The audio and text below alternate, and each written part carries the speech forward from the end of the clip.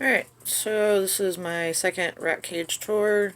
I've actually set up this cage a couple of different ways this week because one of my rats is very destructive and refuses to accept anything that I've put in the cage. Alright, so on the bottom I have their food bowl with a pig ear there for them to chew on. Their litter box. I bought this black pan to go on the bottom because the one rat that I have keeps chewing a hole through the fleece and basically getting underneath it and swimming around like a little shark. So I had bought a cement mixing tub to put in there, but I don't know, they would just squeeze around the sides of the mixing tub because it wasn't the exact size of the cage.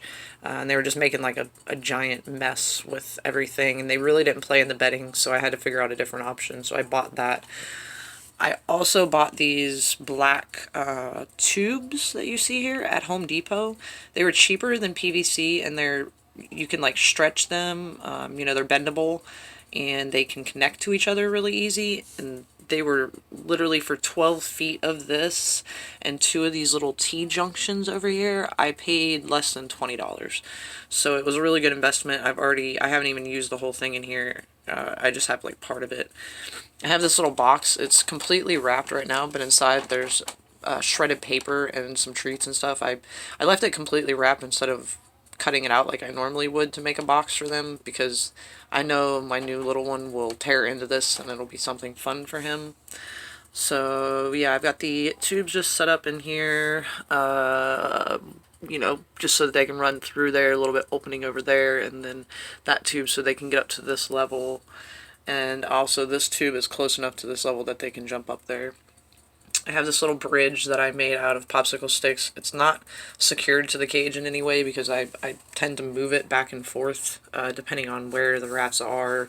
Sometimes I feed them, right here close to the front of the cage, or I like to let them, be right here close to me. So I do move that around. I've got their little house. I had bought a couple of these. You've probably seen it in my last video, possibly. I can't remember if I had this in the last video. But it's like a treat box that I bought at a cake store, and then I just cut it to make a little in and out type thing. They also climb up on the top of it there, and the little one likes to play with the little pieces of the rope that hang down there. Since I did this barbecue theme, I wanted to use that box, and then I also used these little hot dog baskets, I think that's what they are. Made those into little hammocks, so I used two of them as like a hammock, and this one is actually, I don't know if you can really see, but I made it into like a little house. I put two of them together and then I cut a hole in it, and they can get in there, and my little one actually sleeps on top of it. I don't know why. And then I have their two space pods, which they are actually, I don't know if I can get a picture of them, but they are in their stitch, and Nutsy is probably laying underneath him. Yep, Nutsy's laying behind him. They are hanging out in there. So, yep, I've got their two space pods.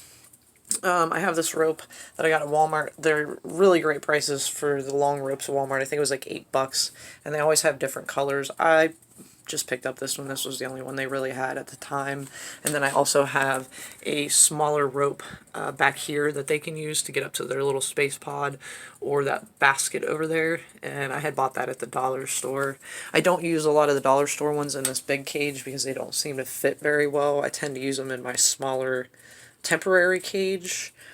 But that one kind of fit in the corner, so I'm using it for this week. I also, when I was at the dollar store just recently, picked up these, gosh, they're like stackable office things to put like papers in. I bought three of them. They had like a bunch of different colors. These two just matched the theme for this week, so I put those in there.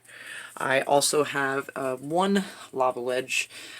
I couldn't get any more with the whole COVID-19. Everything's kind of been hard to find, so I did find that one. I got that one for them. As you can see, that's one of their little forging toys. They have pretty much eaten that whole thing. I need to make them another one. And then they also have one back here by their water. bottle. I use two different water bottles. I have my Living World water bottle, the glass one, which unfortunately with this cage, the only way that it will fit on the outside is if I squeeze it through the bars, like the nozzle itself, and the bars bend really easy, and I don't want them to break or damage, so unfortunately I did stick it inside just because that was the best option for now. So I have that one in there, and then I also have just a little tiny one over here that actually needs to be refilled. This one they use the most because it's like right on their little landing. They hang out in this box a lot, back and forth, and they play. So that one's over there for them.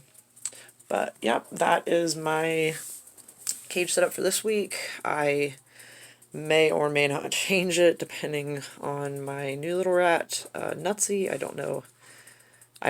He's a terrorizer. So thank you for watching, and come back again in a couple weeks for another video. Bye.